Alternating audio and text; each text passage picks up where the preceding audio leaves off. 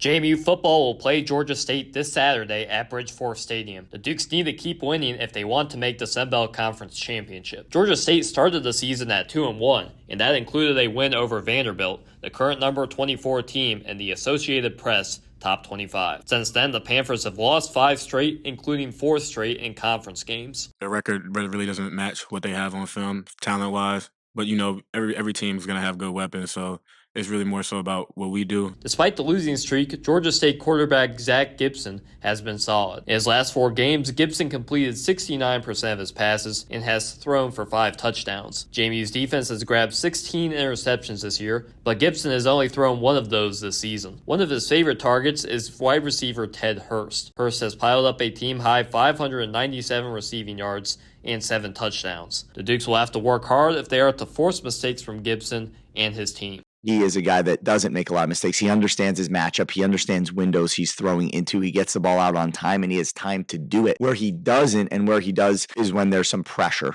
Georgia State struggles against the run. In its last 3 losses, it's given up 295 rushing yards to Marshall, 180 to App State, and 271 to UConn. On the season, the Panthers allow over 202 rushing yards per game, the 120th best mark in the FBS. The Dukes lost running back Tyler Purdy for the season to a broken leg, but JMU's leading running back George Pettaway is coming off of a career-best 119 rushing yards. Wayne Knight and Joby Mallory could also take over some carries in Purdy's absence. JMU had its last bye weekend in early September. In their next 2 games, the Dukes scored 70 points in the win over UNC and beat Ball State 63-7. Kickoff for the game against Georgia State at Bridgeforth is scheduled for 3:30 p.m.